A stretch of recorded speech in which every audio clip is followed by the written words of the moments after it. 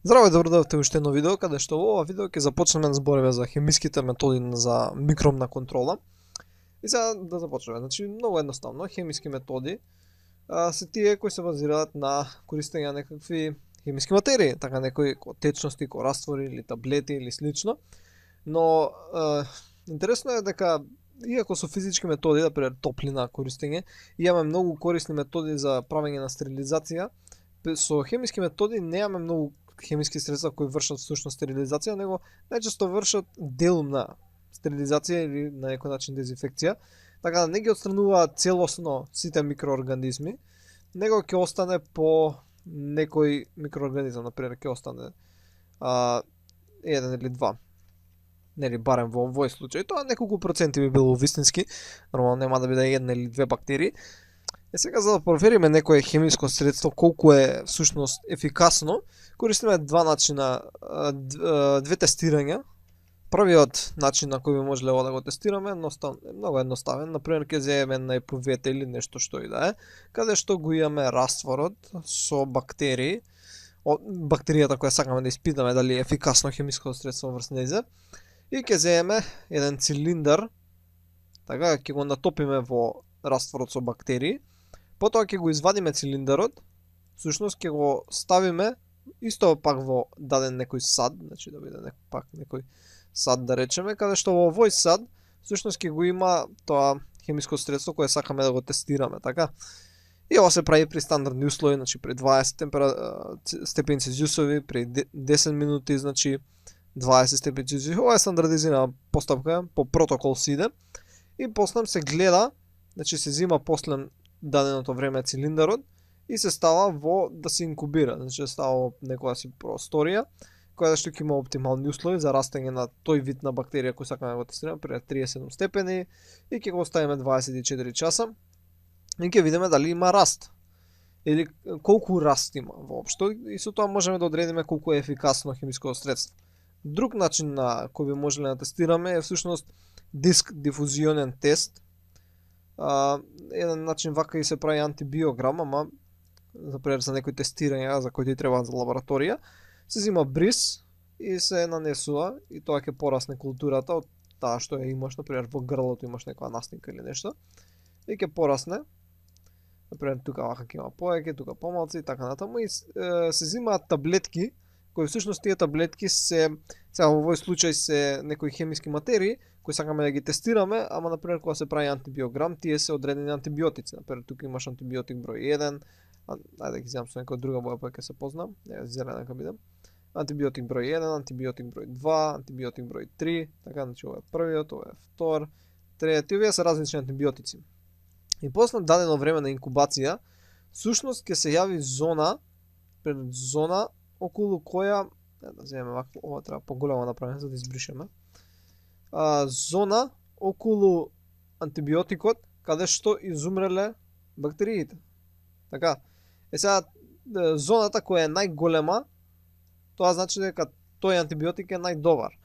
Или тоа хемиско средство е најдобро, има голема ефикасност, например овдека зоната, како што можеме да видиме, е најголема, пример во случајов, тука е така средна и тука е најмала. Значи овој антибиотикот 3 е најдобар, барем за оваа бактерија. Или пак тоа хемиско средство е најдобро за таа и таа бактерија. Ајде сега да разгледаме некои дезинфектанти кои се користат за контролирање микробниот размер, ќе рековме многу тешко стерилизираат всушност хемиските соединенија, затоа сега прво ќе разгледуваме малце дезинфекција. Првите кои ќе ги спомнеме се фенолите.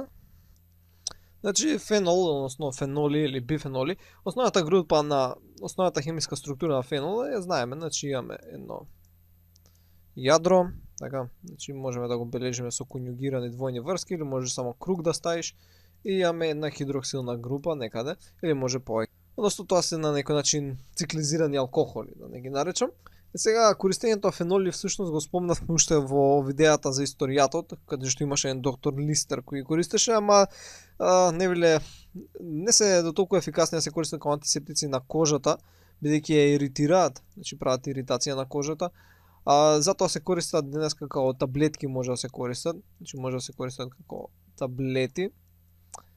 но најчесто значи се користат за дезинфекција на органски материјал. Значи се користат за дезинфекција на органски бидејќи се доста стабилни на органска материја, да речеме ова е некоја си органска материја.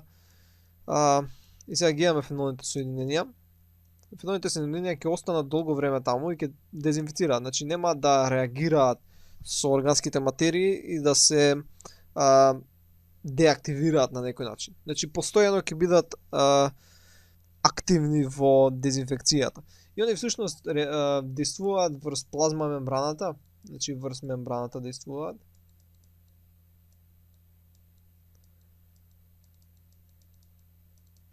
На бактериските клетки и искача нели цитоплазмата надвор и така изумира бактериската клетка. Некои подобри феноли кои се користени се всушност од страна издвоени од катран и такви се крезолите. Значи крезоли.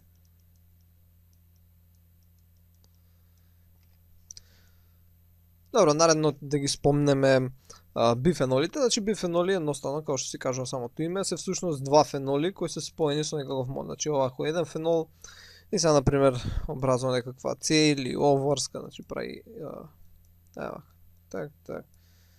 И се поврзани, сега нели тука ќе си има хидроксилна група, може да има некој друг субституент, некој R субституент и така натаму.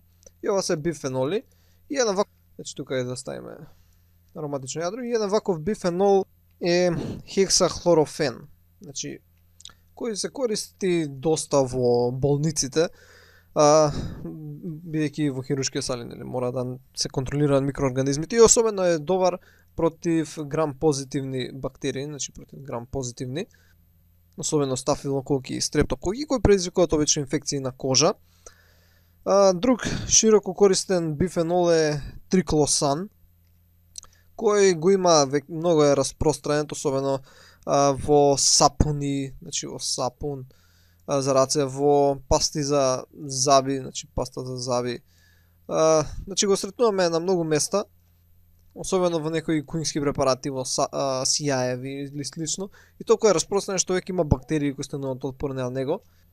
И овој делува на тој начин што повторно делува врз плазматичната мембрана, ама подетално делува на липидите, значи нели имавме фосфорна глава и имавме липидни опашки, и потом делува на липидните опашки и се нарушува плазматична мембрана и стекува цитоплазмата и клетката умира. Нормално, секогаш кога кажувам дека се многу успешни против грам позитивни или грам негативни или квасци или слично, секогаш има исклучоци, например за триклосан, иако делува добро против грам позитивни, секогаш има например и против грам негативни, например псевдомонас аерuginosa, која е грам негативна бактерија, е исклучително отпорна на триклосан, како и на многу други антибиотици и дезинфикациони средства. Наредни кои ќе ги спомнеме се биганидите, кои исто делуваат врз мембраната, значи врз мембраната. Еден ваков најпознат биганид е хлорохексидинот, кој го има во многу препарати, значи го има во сапуни, во некои средства за миење, некој голем број на средства за дезинфекција и често застапен. Наредната група за која ќе збориме се халогените и поточно ќе збориме значи за јод, значи јод и 2 се сретнува во природата и како и за хлор. За хлор, Cl и тој се сретна како Cl2, ама дај ќе речеме како Cl. Тие се всушност антимикробни средства самите по себе, ама најчесто се составни делови на некои органски или неоргански соединенија.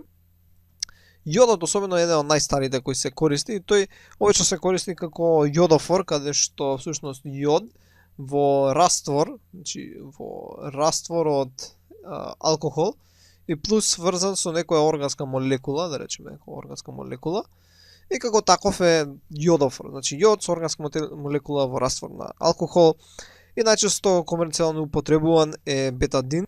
И добро е јодот, значи не остава дамки, не иритира толку на раните и најчесто се користи при дезинфекција на кожата, односно антисептичко дејство и при третман на рани, така кога ќе се удриме нешто ќе се изгревеме или слично.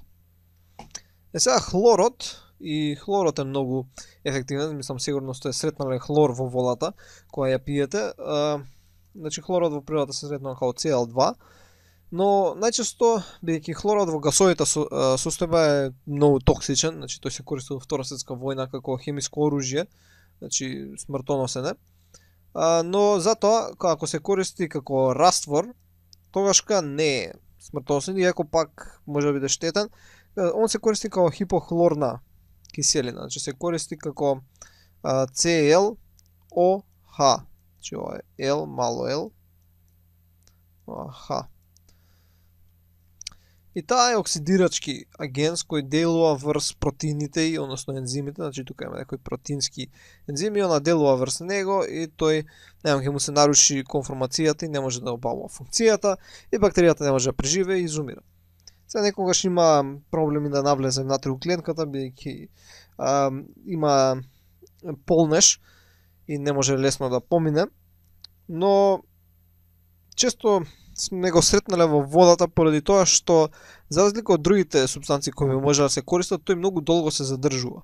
Значи други супстанции ги ставиш одма ќе се разреат во водата и ќе го изгубат некоја своето дејство, додека хлорот останува многу долго во водата и активно врши антимикробно дејство, значи ги уништува микроорганизмите и се користи како хлор диоксид, значи се користи како ClO2.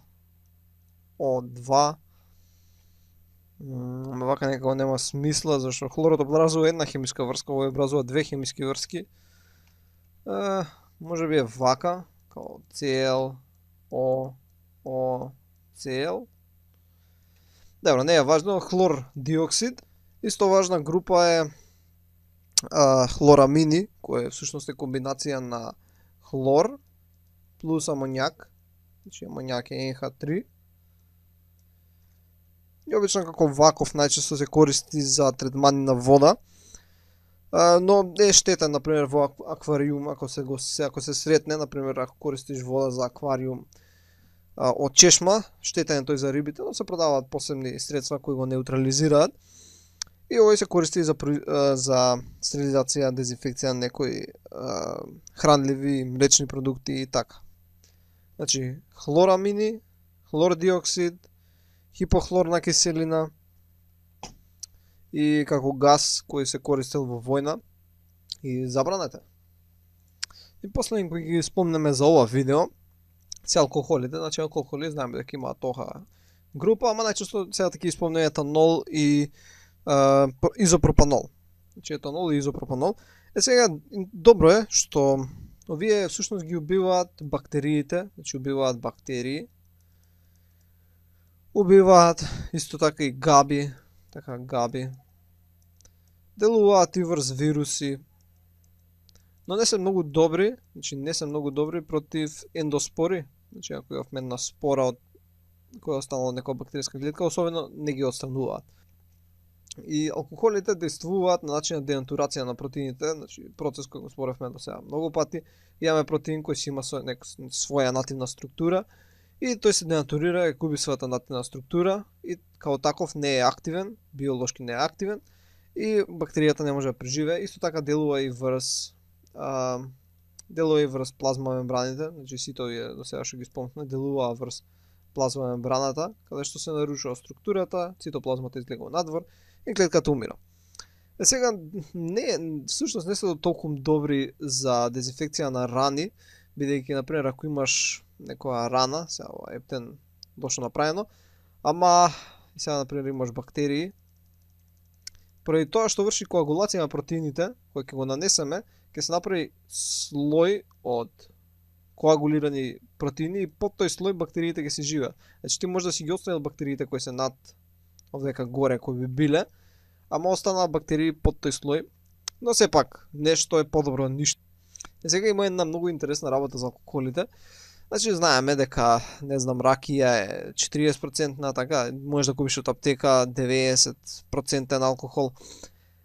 Сега интересно е дека всушност 70% алкохол е најефективен, а 100% алкохол не е ефективен. Значи 100% алкохол не ги уништува. Зошто? Зашто хемија. Едноставно му треба вода за да може да действува на начинот на кој ги уништува, но нема да навлегуваме у тоа. И исто е сега добро да напоменам дека обично алкохол не се користи сам по себе, него се користи заедно со некој друг раствор за да подобри неговата активност, како тинктура, нели кој што зборевме со јод. Јодот беше растворен во алкохол и тоа беше јодофор, односно јодна тинктура. Добро, тоа беше се за ова видео. Наредното видео ќе покриеме уште некои други хемиски методи. Ќе се видиме во наредното видео. Дојдување.